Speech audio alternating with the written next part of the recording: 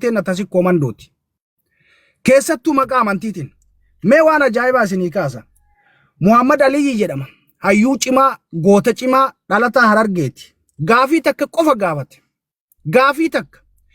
yeroo hunda waraana adda bilisummaa Oromoo keessatti ijoolleen iskoolaarshiippii Ameerikaa fi Awustiraaliyaa Kanadaa ergamtu ijoollee Wallaggaati.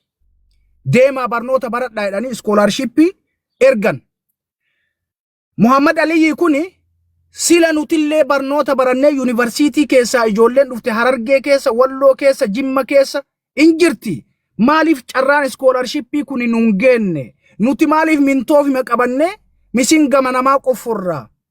Yeroo tokko wal keessa maanu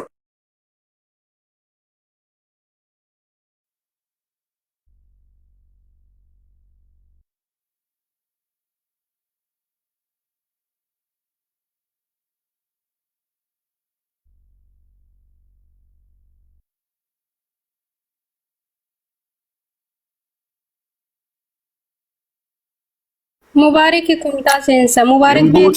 imbuense ha sobrede jira imbue sagale imbuenjiru esa kutelata Mubarak Muhammad nuti arra gammachuun keenya akka warra dur qabsoo tanatti lafeetti gammachuun keenya arra isin dhaloonni haarayni hundammayxanii sobaa fi ganuu jarri kun Oromoo irratti hojjechaa jiru arku wanni guddaan alhamdulillah khana garte khana rabbi sujuudna dhaloonni boodaa kun rakkoo tana agartanii waan bakkaan deemne waan gandi tokkoon waan ganda tokko oftiin oofaa jiru kana agartanii irratti dammaquu keessaniif khana alhamdulillah waan hedduu nama gammachiisu waan hedduu galatooma jabaadha ummata keessan dammaysaa wanni bazabazaan kun ummata keenya huccuu gudunfaa ummata keenya irraa hiikkachaa turan hawwan keenya sabbata irraa hiikan dhiira kiisha seenan hanga har'aan tanaa waan kanaani daldalachaa turan daldala kun deebi'anii har'ammoo akka shiftaatti qawwee hidhatanii karaarra dhaabbatanii ummata saamaa jiran kutaa hunda keessatti ummanni keenya saamamaa jira wahuma kanaan ummata miidhaa jiranii arra kana Oromoon barattee dhaloonni boodaa kun waan kana barattanii akkana jabaachuu keessaniif hedduu galatooma waan hedduu nama gammachiisaati akkanumaan isiniin jaan isiniin dhageeffadha jala bu'eetii gabbu'eetiin isin dhageeffadha galatooma jabaadha fayyaadaya assalamu alaikum warahmatullahi wabarakatuh wa alaikum assalam warahmatullahi wabarakatuh isiniin lee galatooma baay'ee tokko jiraadha ulfaadha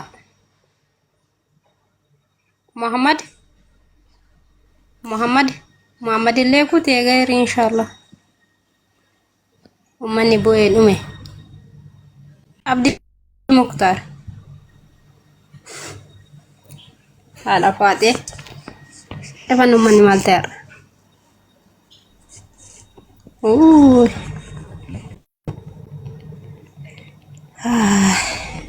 ayyee bareedu marra jira ayyee kutlingi godha kan gaadha faatee nan ayyee mube nadar biteer dubbii ijoo itti kaasnaa nadar bitee hin dandeettu si galee maal ante manichi hin dukkanaa'e bargaa faati buutu yusi wajjin bareedaa yoondoo yaa waan jalqabe san itti cufaa dhageeffadha ammallee agana buustutti gaafii iskoolaarshiippii keessatti waraanni yeroo hunda warri Ameerikaa fi Awustiraaliyaa iskoolaarshiippii carraa argatee barataa ture ijoollee Wallaggaati jaalattee jibbitetti Harargee keessaa Walloo keessaa Jimma keessaa Baalee Arsii keessaa in ergamu. Mucaan Muhammad Ali jedhamu cimaan dhalataa Harargee gaafii gaafate maaliif yeroo tokko nullee yuunivarsiitii irraa bannee dhufne dhaaba kana dabalamne carraa barnoota iskoolaarshiippii akkuma ofii walii kennitan kana maanuun kennine jedhee guyyaa gaafii gaafate galgaluma san ajjeesan galgaluma san akkamitti kanumaan haqqaatee nu gaafattaa nuti waan feena daleena islaamummaan adda bilisummaa Oromoo keessatti takkaa ol jedhamteen beeku jaarraa abbaa gara gishuu jaarraa isaa salaatu duubaan dhaanii ajjeesan hedduu ijoollee islaamaa achi keessatti ajjeesan sheekota gurguddoo ulamaa'ii gurguddoo ati har'allee adda bilisummaa Oromoo jettee hudduu mirmirsitachaadha bakka mirgi keetti eeggamutti har'a Abiyyi yoo deeggarte takkaa seenaa islaamaa keessatti islaamni galma mootummaa keessatti lulluuqqachuu miti islaamni achi seeneen beeku yeroo jalqabaatiif waaqoo guutuuti namni Haile Sillaasee waliin taa'ee mari'ate sanuu alatti kophee baafadhu yennaan hin baafadhu dhee seen as keessatti hin salaattu yennaan hin salaate dhee achi keessa salaate achirraa eegaafe islaama kamtu galma mootummaa masaraa mootummaa seenee jira bara biyyi seene suduujuu fi qabdaniyyuu sagate hochi gaafii lammaffaa araarsaa wadaay jedhama islaama dhalataa Harargeeti kunillee ilma Awwadaay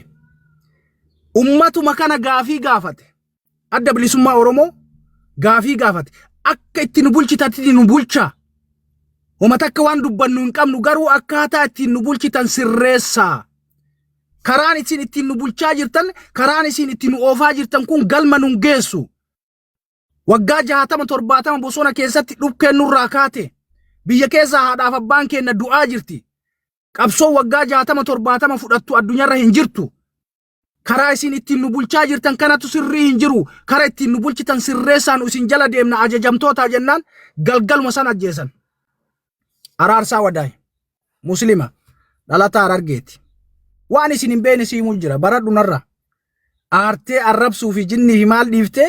seenaan usiniif no soo barattanii yoo na jijjiiramtanii jirtan elequunis adda bilisummaa ittee hudduu kee mirmirsurra carraa argatte kanaan mootummaa makana deeggarte kana kanuu goote galatoomi kanuu hafe mooti nuu dabali hawwota kennan ajjeesina abboota kennan dararinaati maafiyaa uumtanii ganda hunda keessatti matoo hayaa gadhiiftanii haadhota kenna abboota kenna ficcisiiftan nurraa dhoorgaati nuti sin deeggarra duuti nurraa haa dhaabatu saamamni nurraa haa dhaabatu manni dubartiin biyya Arabaa teettee waggaa 7-8 ifaajjee ijaaratte jalaa hin diigamini yoo diigame kaasaan nu haa kennamu jedhaati bifa naafuun saatiin gaafadhaa malee yaalmarroo deeggar shirrixaa qiza naamoch ማለት ነው ዱጋዮ ሲኒም ምን እንጃለተን kanaaf na buufte I think wannan na buuse enu tana mujattii tana Harargee tan enu si mangudditti suuqa keessa dhaabattee sirbitu tan isin na buuse na fakkaate liphii arge waan ijoollee Harargee waytan dubbadhu dhageettee akkuma zaw jettee ossenten waan an Harargee arrabsaa jiru seetee na buufte homa fedhee haa ta'u dammaqi siin jechuu jira malee ambirrii naa guuri siin jechaan jiru an taaptaap naa godhi siin jedhaan jiru an igale dhugaa yoo isin himan fudhadhaa ulfaadhaa galatoomaa marii bareeda goonee ijoolleen adda bilisummaa Oromoo irraa dhufanii warri ufannoo godhan hin jirani indeesiti maaliif ana waliin abaddan teettee marii hin gootu maaliif dhugaa jirtu realitii jirtu tiimeetii mataa jaraa duuchee akka jari lamuu miidiyaa irratti waliin deebine jara godha kanaaf dheesiti guyyaa 3-4 mana kiyya keessatti waliin marii goonee jirra mataa nyaadhe bakka bowwoo itti ta'e ayichilu hinki jibdi akkanumaan qawwee qabattee mataa shurrubbaa gootee dhadhaa itti naqxee bosona keessa deemti malee kaayoo takka hin qabdu namni Eertiraa waliin gattaa'ee mari'ate Abiyyi waliin marii maaltu isa dhoorge namni Somaalee waliin maafiyaa isa wajjin taa'ee mari'atu namni TPLF waliin ummata nama keenya gudeedaa ture waggaa 24 nama keenya ajjeesaa ture isa waliin mari'atu TPLF hin bari guyyaa tokkotti nama 700 irreecharra nurraa fitte xayyaara irra oofte addi bilisummaa Oromoo TPLF isa waliin mari'atu Abiyyi waliin mari'atu maaltu isa dhoorge faannoon bar nama keenya ajjeeftee morma irraa murtee akka alaabaatitti mirmirsite addi bilisummaa Oromoo faannoo waliin gadi taa'ee Abiyyiin kuffisuu yaadu Abiyyi waliin mari'achuu maaltu isa dhoorge kanaaf kaayoo hin qabdan ajajaa hin qabdan bulchaa hin qabdan hayyuu duree hin qabdan kijibaan deemtan hololaan deemtan haga kana jijjiirtutti biyyas bulchuu hin dandeettu mataa keetu bulchuu hin dandeettu fasaam lijinach wanni siin jedhuuf kanaafi galatooma yeroo gaarii qabaadha warri arrabsitanillee warri barattanillee warri faarsitanillee warri fooloo gootanillee warri kaafattanillee ana biratti hundi keessanuu tokkoma maaliifi tokkoma anaaf jijjiiraman qabdu fooloo na gootus wanni naa jijjiirtu hin jiru narraa kaafattus wanni narraa buuftu hin jiru na faarsitus wanni naa dabaltu hin jiru na arrabsitus minim kanee mitqannesoo nagara dhugaa jirtu ammoo bakka deeme hundatti fataafatee falaafalee sittima hagati naqaatutti muuqaam irriba keessa jirta dammaqisiin jedha jazba ka guyyaa halkan guutuu ati faatee si gorsaa bultee si gorsaa oltu sitti hin gorre wayta muka si dhiibee sitti gorso sitti naqammoo fudhachuu qabda ennumti keetu waraana mootummaa taanaan ummata akka itti bulchitu beek bakka mootummaan si erge deemi loli baatee TikTok irra deebtee nama arrabsuu eessa jirtaa si ajjeesaa minaamin kun ajaja wannaatti miti faallaa mootummaa deemuu jirta jechaadha Kanuma galatooma yeroo gaarii qabaadhaa. Haadha Faaxee galatoome wallahi carraa bareeda nuu kennitee waa hedduu wannoo goonee jirra. I think raftee jirti. Muhammad atasuma rafi nagaan tura. Hayyee mubee kenna galatoon baay'ee tokko nama hin arrabsine nama tokko galchi bilaak nama tokko woboo irra nama tokko nu galchime nu jiraadhu galatoon ulfaadha nama haqa dubbatu sila barumatu jibbe nama miti arrabsoo isaa akka halafaate irratti abdii kunis rafeera mubaarik dalagaa deemeera seenaa yaa salaam hin bareeddu hayyee koppilingi godhame mana haadha Faaxee koppilingi godha hanga haadha Faaxeen deebitutti na akkasi ka dhugaan hin jibbinaa mitiire amma mubaarik gaafa dhugaa dubbatu kunuuti itti ka'e yaa salaam sobamaan isinii afaarsaniire sobanii maal gochuu faarsanillee dhugaa jiru dubbatela dhugaa jiru nullee waan jirtu irraa raggaxeetumaan gara keessanitti darbe silamaa nama arrabsitu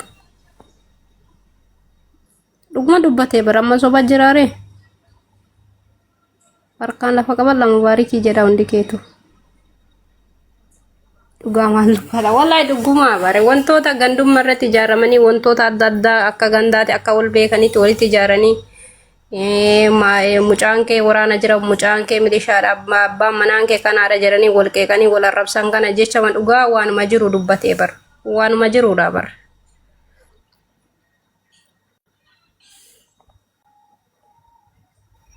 ayyee nagaa oltanii nagaa kabajamu nagaa jiraatanii haati Faaxeen rafteensa dhugaa galatooma jaluma keenya isin laalaa jirra ni ol galchuu keessaniif galatoomaadha wanni gurbaan jee dhugaadha waan baree waan dhugaa jee wanni san waan gaafiin qabdu ammoo dhugaadha waggaa 40 dabre dhaabni hawaasa miliyoona 50 bakka bu'u hawaan takka bu'aalleen fidin buugaa fi kitaaba dhiyootana barreessan keessatti waggaa 50 waan waliin fixan himee jaarsi amma dulloomee karaga qabrii deeme sun wanni inni baase sun